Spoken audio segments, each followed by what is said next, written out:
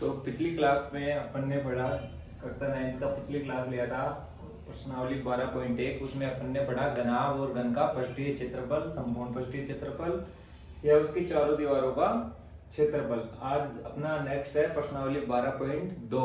उसमें अपन मेनली पढ़ेंगे घनाभ व घन के आयतन के बारे में। बाकी अपन को क्वेश्चन को देख के पता करना है कि क्या निकालना है, पृष्ठीय क्षेत्रफल निकालना है कि आयतन निकालना है, ना कि प्रश्नावली को देख के। तो वो अपन को कंसेप्ट समझने में मदद करेगा। अगर अपन क्वेश्चन को देख के पता लगाएंगे कि अपन को आयतन निकालना है या पृष्ठीय क्षेत्रफल निकालना है, ना कि अपनी अप्रोच ऐसे नहीं होनी चाहिए कि अगर प्रश्नावली 12.2 पढ़ रहे हैं, आयतन के बारे में पढ़ रहे हैं, तो इसमें सभी का आयतन ही निकलेगा। इस तरह का अप्रोच नहीं रखेंगे, ठीक है। तो पहला क्वेश्चन है, माचिस की डिब्बी की माप 3 सेंटीमीटर 2 सेंटीमीटर इंटू 1 सेंटीमीटर है। एक माचिस की डिब्बी है, ठीक है, एक माचिस की डिब्बी है, ठीक है। उसकी माप अपन को दे रखी है, ठीक है। माप क्या दे रखी है? 3 centimetre into 2 centimetre into 1 centimetre. ये आपको माचिस की डिब्बी की माप दे रखी है। ऐसी 12 डिब्बियों के पैकेट का आयतन ज्ञात कीजिए। और माचिस की डिब्बियों की संख्या कितनी है?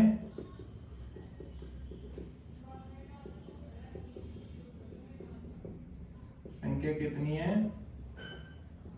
12। और इनका 12 डिब्बियों का आयतन ज्ञात करना है। तो माचिस की डिब्बी कौन से आकार की हो गई है? घनाभ के आकार की। उसकी विमाओं को देखे 3 centimetre into 2 centimetre into 1 centimetre. तो ये क्या है? लंबाई, चौड़ाई और ऊंचाई। इनकी विमाओं को देख के अपन बता देंगे कि माचिस कैसे आकार का है। वैसे भी नॉर्मली अपन देखते हैं माचिस कैसे आकार का होता है, घनाभ के आकार का होता है। तो माचिस की डिब्बियों की संख्या 12 है। तो 12 माचिस की डिब्बियों का आयतन कितनी है टोटल? 12 इंटू एक माचिस की डिब्बी का आयतन। और एक माचिस की डिब्बी का आयतन क्या होगा? लंबाई इंटू चौड़ाई इंटू ऊंचाई। और ऐसी कितनी डिब्बी है? 12। तो 12 का आयतन हो जाएगा। तो 12 इंटू लंबाई कितनी है? 3, चौड़ाई कितनी है? 2 और ऊंचाई कितनी है? 1 सेंटीमीटर क्यूब। तो 12 3 दूनी 6, तो 6 को 1 से किया तो 1 को 6, 3 दूनी 6 और 6 कम 6 सेंटीमीटर क्यूब। तो 72 सेंटीमीटर क्यूब या घन सेंटीमीटर। ये आपका 12 माचिस की डिब्बियों का आयतन आ गया। एक का कितना है? 3 दूनी 6, 1 से गुणा किया तो 6, 1 का 6 है तो 12 का कितना हो जाएगा? 72, 72 सेंटीमीटर क्यूब आ गया 12 माचिस की डिब्बियों का आयतन। सबको समझ में आया होगा। चलो दूसरा क्वेश्चन करते हैं, ठीक है। आसान क्वेश्चन था, सीधा फॉर्मूला से निकाल लेंगे, ठीक है। आयतन का फॉर्मूला होता है लंबाई इंटू चौड़ाई इंटू ऊंचाई। और पृष्ठीय क्षेत्रफल का क्या होता है? 2 इंटू लंबाई इंटू चौड़ाई, चौड़ाई इंटू ऊंचाई प्लस ऊंचाई इंटू लंबाई। ये होता है घनाभ के पृष्ठीय क्षेत्रफल का सूत्र। 6 पृष्ठ होते हैं उसमें। घन के एक पृष्ठ का परिमाप 24 सेंटीमीटर है। तो उस घन का आयतन ज्ञात कीजिए। एक घन दे रखा है और घन के पृष्ठ का परिमाप कितना है? 24 सेंटीमीटर है ना। तो इस घन का अपन को क्या पूछ रहा है? आयतन। देखो, अगर आपने मेरी बेसिक क्लास ली है, मैंने बेसिक स्टेप्स की पूरी क्लास कराई है पीछे वीडियोस में, आप जाके देखेंगे तो आपको ये क्वेश्चन कुछ भी नहीं लगेगा। देखो, घन है, ठीक है। और घन के कितने पृष्ठ होते हैं? 1 मिनट के लिए इसी को घन मान ले। इसकी लंबाई, चौड़ाई और ऊंचाई बराबर है, भुजा है। अगर ये घनाकार हो गया तो इसके पूरे पृष्ठ कितने हैं? 6 पृष्ठ है, ठीक है। 4 दीवार और आंगन और छत, ठीक है। टोटल 6 पृष्ठ है। और सभी 6 पृष्ठ कौन से आकार के होंगे? वृत्त के आकार के होंगे। तो वृत्त के आकार के अगर 6 पृष्ठ है तो इस प्रत्येक पृष्ठ का अगर परिमाप की बात करें तो क्या होगा? इसकी चारों भुजाओं का योग। मैंने पहले भी बोला है, परिमाप कोई भी आकृति है उसकी भुजाओं का योग होता है, ठीक है। तो 1 भुजा, 2 भुजा, 3 भुजा, 4 भुजा। तो 4 भुजाओं का योग क्या हो जाएगा? 4 इंटू भुजा। और वर्ग का अपन वैसे भी जानते हैं, अगर वर्गाकार पृष्ठ है तो वर्ग का परिमाप क्या होता है? 4 इंटू भुजा। तो आपको घन के पृष्ठ का परिमाप दे रखा है, ठीक है, कितना दे रखा है 24 सेंटीमीटर। देखो घन का आयतन कब निकाल पाएंगे, जब भुजा होगी, भुजा क्यूब घन का आयतन होता है, तो भुजा निकालो, पृष्ठ का परिमाप क्या होता है 4 इंटू भुजा इक्वल टू 24 सेंटीमीटर। तो भुजा बराबर क्या आ गया 24/4 सेंटीमीटर, 4 छिंगा 24, तो 6 सेंटीमीटर आपकी भुजा आ गई है। तो घन का आयतन क्या हो जाएगा दोस्तों, घन का आयतन हो जाएगा भुजा क्यूब, और भुजा कितनी है 6 सेंटीमीटर, तो 6 का क्यूब और सेंटीमीटर का क्यूब क्या दो घन सेंटीमीटर, छिंग छिंग 36 216 सेंटीमीटर क्यूब या घन सेंटीमीटर आपका आ गया है घन का आयतन। बताओ इसमें कोई डाउट है तो?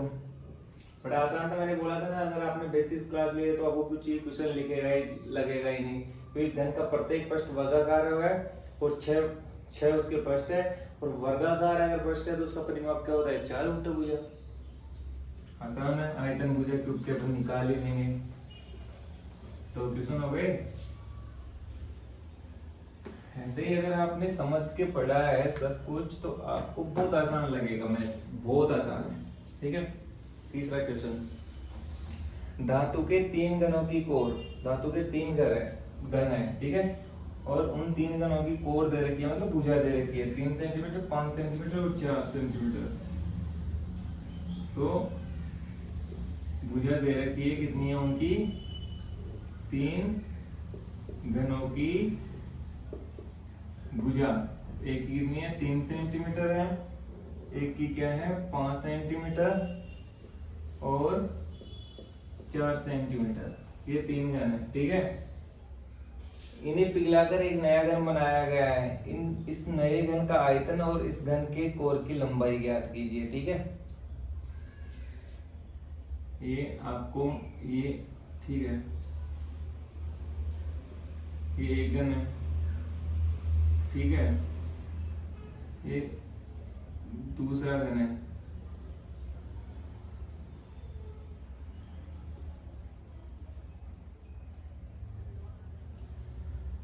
और ये तीसरा घन है, ठीक है। इन 3 घनों को, ठीक है, इसकी 3 सेंटीमीटर है, इसकी 4 सेंटीमीटर है और इसकी 5 सेंटीमीटर, इन तीनों घनों को पिघलाया और तीनों को क्या किया एक जगह कर दिया। तो एक के थे जो भी मेटल के थे पिघलाया, तो भी प्लास्टिक के थे जो भी है, इनको पिघला के अपन को बनाया गया है एक बड़ा घन, ठीक है, बड़ा ही बनेगा भाई। 3 मिले हैं तो भुजा तो क्या होगी वो तो बाद में देखा जाएगा। ये 3 घन बना को पिघलाकर ये नया घन बनाया गया है, ठीक है। तो इसका एक तो अपन को भुजा पता करना है और एक इसका क्या पता करना है आयतन पता करना है। देखते हैं क्या पहले पता चलता है, अप्रोच देखेंगे अपन कंसेप्ट के हिसाब से, ठीक है। तो नए घन का आयतन और इस घन की कोर की लंबाई यानी कि भुजा पूछ रहा है, ठीक है। तो देखो मान लो ये 1 किलो का, ये 2 किलो का, ये 3 किलो का है, 1 2 3 3 दूनी 5 1 6 किलो वजन था, तो इसमें भी कितना वजन आएगा 6 किलो आएगा। पिघलाने में थोड़ा माइन्यूट सा लॉस होगा, तो नेग्लिजिबल होगा, ठीक है। लेकिन अब जो नया घन बनाया जा रहा है तो इनका जितना भी आयतन है तीनों का मिला के वो किसके बराबर होगा, इस नए घन के आयतन के बराबर होगा, ठीक है। क्योंकि इन तीनों को पिघला के फिर नया घन बना दिया जा रहा है, ठीक है। तो तीनों घनों का आयतन, ठीक है, तीनों घनों का आयतन नए घन के आयतन के बराबर होगा। ऐसे ही मान लो ये 1 लीटर है, ठीक है, ये 2 लीटर है और ये 3 लीटर है, तो 1 2 3 3 6 लीटर। अगर इसमें 6 लीटर, इनका 6 लीटर वॉल्यूम है, तो पक्का ये जो नया घन भी बना होगा इसका भी कितना होगा 6 लीटर होगा, ठीक है। तो ये तीनों घनों का आयतन बराबर होगा नए घनों का आयतन। तीनों घनों का आयतन क्या होगा भुजा क्यूब, तो 3 का क्यूब प्लस 4 का क्यूब प्लस 5 का क्यूब और ये नए घन का आयतन, ठीक है। ये नए घन का आयतन, अभी आयतन ही लिख लेते हैं क्योंकि आयतन भी अपन को निकालना है। नए घन का आयतन, इससे भुजा भी निकाल सकते थे, नई भुजा कितनी होगी, तो 3 तिया 9 ती 27, 4 चौक 16 चौक 64, 55 25 पंजे 125 बराबर नए घन का आयतन। ठीक है, यहाँ तक किसी को कोई डाउट है? और ये कितना हो जाएगा, यहाँ लिख देता हूँ, 7 और 4 11, 5 16 हासिल 1 2 6 8, तो 10 और 1 11, 3 सॉरी 5 4 9 7 16 हासिल 1 2 6 8 2 10 1 11 हासिल 1 2 216। ये आपका आ गया नए घन का आयतन। नए घन का आयतन है 216 सेंटीमीटर क्यूब। तो नए घन की भुजा क्या होगी, मान लो भुजा है ये, तो भुजा क्यूब का मान आ गया 216 सेंटीमीटर क्यूब। तो भुजा इक्वल टू क्या हो जाएगा, दोनों पक्षों का घनमूल लेने पर इसको क्या लिख सकते हैं, 6 की घात 3 और घनमूल लिया तो 1/3, ये आ गया 6 सेंटीमीटर। ये भुजा आ गई है और ये आपका आ गया है आयतन। कोई डाउट नहीं होना चाहिए, ठीक है। अभी करेंगे 4th क्वेश्चन, बेटा दो।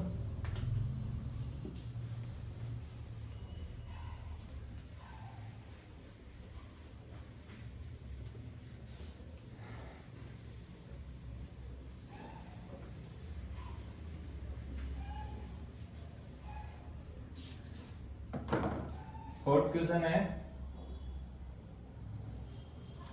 पानी की एक टंकी की लंबाई चौड़ाई और ऊंचाई आपको बताया नहीं है। पानी की टंकी की लंबाई, एक पानी की टंकी है,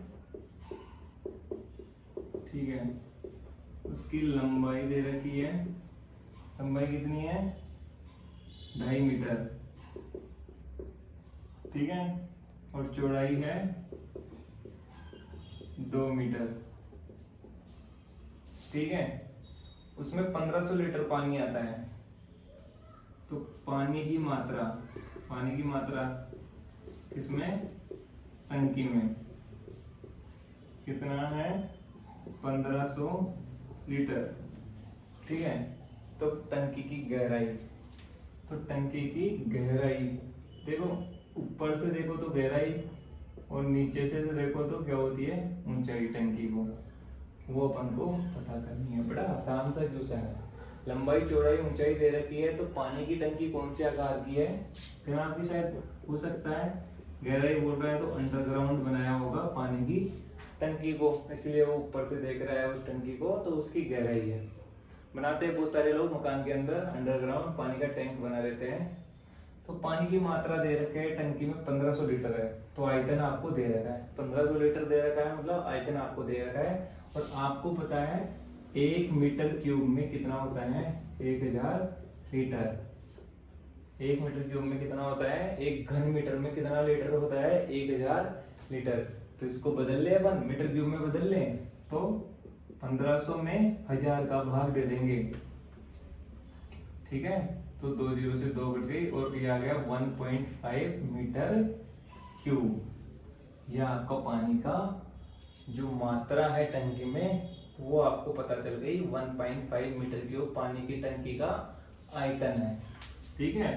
तो टंकी का आयतन आपको दे रखा है 1.5 मीटर क्यूब, ठीक है। 1500 लीटर है ना, तो 1000 लीटर होता है 1 मीटर क्यूब में, तो ये पक्का 1.5 मीटर क्यूब ही है, ठीक है।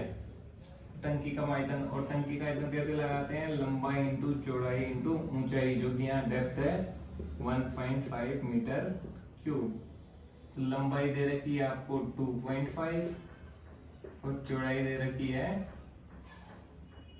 क्या दे रखी है चौड़ाई बताइए वहां देख के, 2 मीटर, और आपको एच या गहराई निकालनी है 1.5, ठीक है, ये मीटर क्यूब से यहाँ देखो metre into metre metre square कर गया, तो अभी बचेगा आंसर मीटर। ठीक है, तो h बराबर आ गया 1.5 बटे 2.5 इंटू 2। ठीक है, तो 5 से काटे, पॉइंट से पॉइंट करो, 5 दिया 15, 5 25, तो ये आ गया 3 बटे 5 दूनी 10, तो 0.3 मीटर। अगर मीटर में दो गहराई को तो ये हो गया, और सेंटीमीटर में दो तो 0.3 मीटर, या सेंटीमीटर में दो 0.3 को गुणा कर लो 100 से, तो आ गया 30 सेंटीमीटर। समझ में आया सभी को? कोई डाउट नहीं होना चाहिए।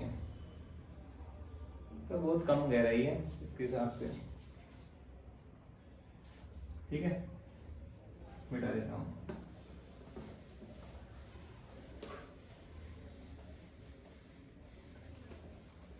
मतलब एक छोटा स्क्वायर आता है 15 सेंटीमीटर का, जस्ट डबल इतना ही उसकी गहराई है।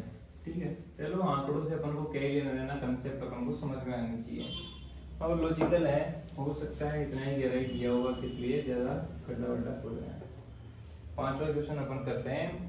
एक दीवार की लंबाई 4 मीटर, चौड़ाई 15 सेंटीमीटर और ऊंचाई 3 मीटर है।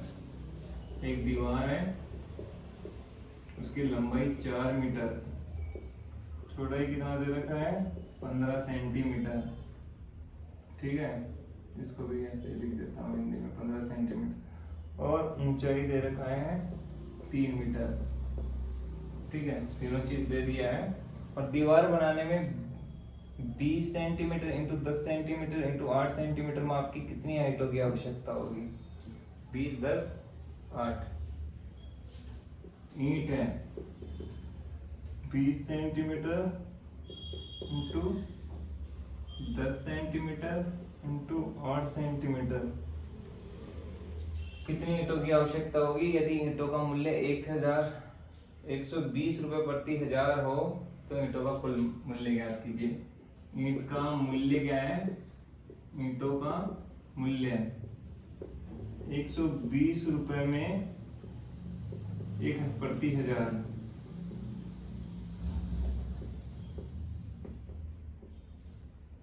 ₹1,120 प्रति हजार। बड़ी सस्ती ईंट मिल रही है इनको। कहाँ से मिल रही है? 120 रुपए में 1000 ईंट मिल जा रही है, बड़ा सस्ता है। तो ईंटों का कुल मूल्य अपन को निकालना है। ठीक है, कितनी ईंट लगेगी पहले तो ये निकालना है। तो सबसे पहले तो निकालेंगे ईंटों की संख्या कितनी लगेगी। ठीक है, तो फिर निकालेंगे भाई ईंटों का मूल्य। अगर 120 रुपए में 1000 ईंट आती है तो ईंटों का कुल मूल्य कितना होगा? बड़ा आसान क्वेश्चन है।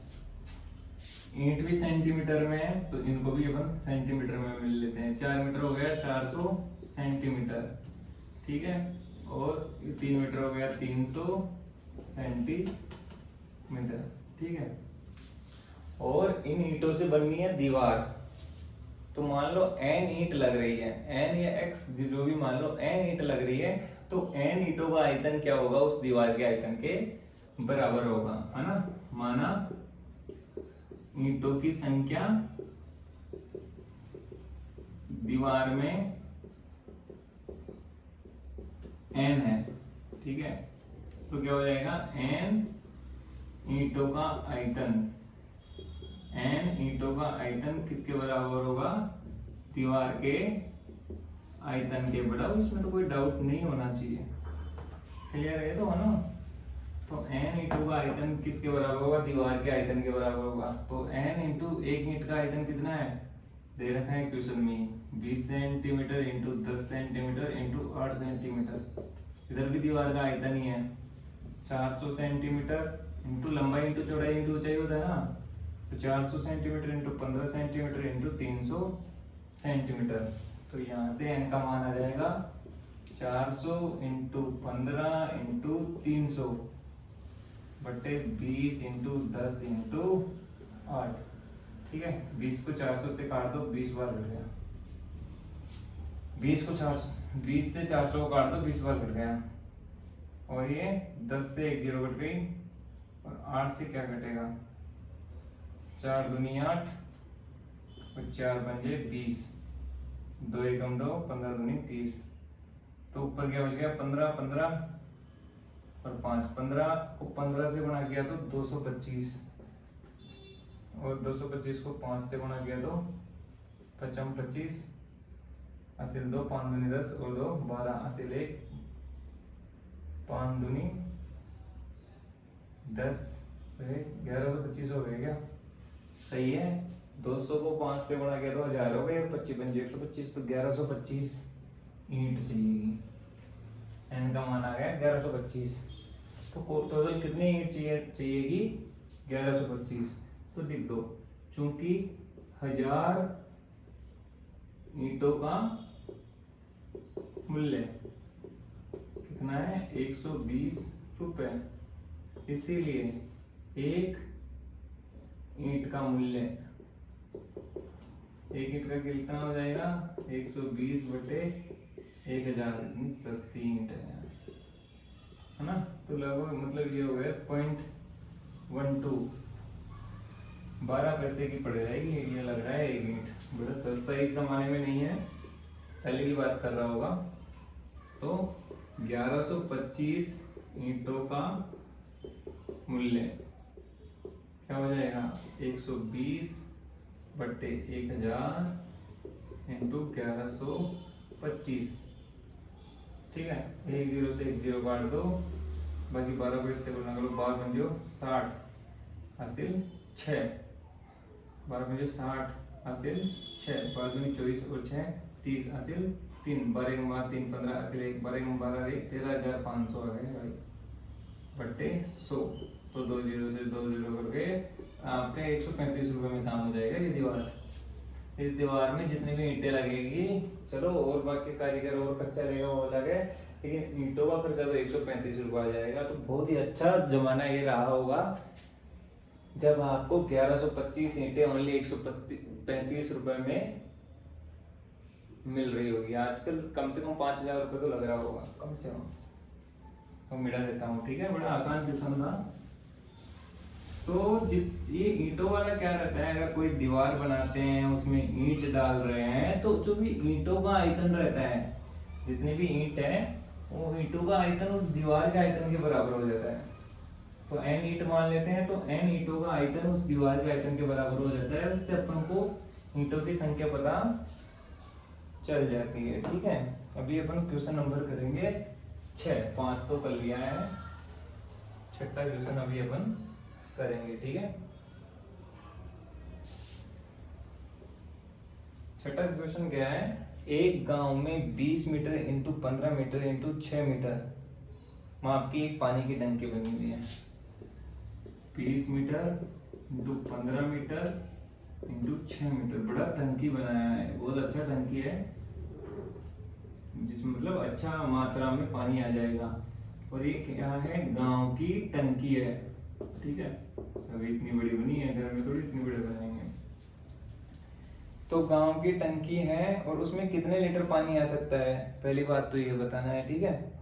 और दूसरा क्या बोल रहा है, यदि प्रतिदिन उसमें से 1000 लीटर पानी खर्च किया जाए तो टंकी का पानी कितने दिन के लिए पर्याप्त होगा। अगर प्रतिदिन खर्च कितना किया जाए, 1000 लीटर बोल रहा है ना ये, तो कितने दिन पानी पर्याप्त रहेगा, पानी पर्याप्त कितने दिन तक रहेगा वो अपन को बताना है, ठीक है। तो सिंपल सा क्वेश्चन है। सबसे पहले टंकी का आयतन निकाल लेते हैं, उससे अपन को पता चल जाएगा कि टंकी में पानी आ कितना रहा है, ठीक है। आयतन पे ही आएगा, ये तो नहीं है टंकी के पृष्ठ पे चिपका दोगे पानी को और बीच में से टंकी को खाली रखोगे, तो टंकी के आयतन पे ही आएगा, क्षेत्रफल नहीं आएगा। और टंकी का आयतन क्या होगा, लंबाई इंटू चौड़ाई ऊंचाई, और उसी फॉर्मेट में आपको दे रखा है 20 into 15 into 6, 20 into 15 into 6 metre cube है, घन मीटर, ठीक है। 20 इंटू 15 इंटू 6, 15 चीज़ 90, 90 को 20 से गुणा किया तो सही लिखा हूँ क्या, 15 चीज़ 90, 9 दूनी 18 और 2 0 मीटर क्यूब। भाई ये तो बहुत अच्छा टंकी बन गया है, 1800 मीटर क्यूब हो गया। ठीक है, क्योंकि 1 मीटर क्यूब में 1000 लीटर होता है। ये तो याद ही कर लीजिए, देखो कुछ चीजें याद ही करनी होती है, ये आपको बहुत जगह काम आ रहा है। तो 1 मीटर क्यूब में 1000 लीटर होता है, तो इसका टंकी का आयतन क्या हो गया, टंकी का आयतन क्या हो जाएगा, 1800 में कितना हो जाएगा, 1800 इंटू 1000, तो ये हो जाएगा आपका 1800, तो ऐसे की ऐसे, और 1000 की 3 जीरो लिख दो, 1 2 3 2 ऐसे, इतना लीटर। तो कितना हो जाएगा, इकाई, दहाई, सैकड़ा, हजार, 10,000, लाख, 10 लाख, 18 लाख लीटर उस टंकी का मात्रा है, पानी का मात्रा है उस टंकी में 18 लाख। और डेली का अगर 1000 लीटर है ना, तो पानी की पर्याप्तता के दिनों की संख्या कैसे निकालेंगे, देखो सीधा तरीका तो ये है, भाई 18 लाख लीटर पानी है और डेली 1000 लीटर खर्च हो रहा है, तो 18 लाख लीटर में भाग दे तो 1000 लीटर का दिनों की संख्या अपने आप आ जाएगी। भाई कितने दिन चलेगा, ठीक है भाई, इस 18 लाख में से ही तो 1000 डेली जा रहा है, तो डिवाइड होगा इसी 1000 से, तो दिनों की संख्या अपने आप आ जाएगी। भाई अब ऐसे करो तो ऐसे कर लो, क्योंकि 1000 लीटर पानी चलता है एक दिन, कितना दिन, एक दिन, इसीलिए 1 लीटर पानी चलेगा 1/1000, देखो बात वही होनी है दिन, और इसीलिए 18 लाख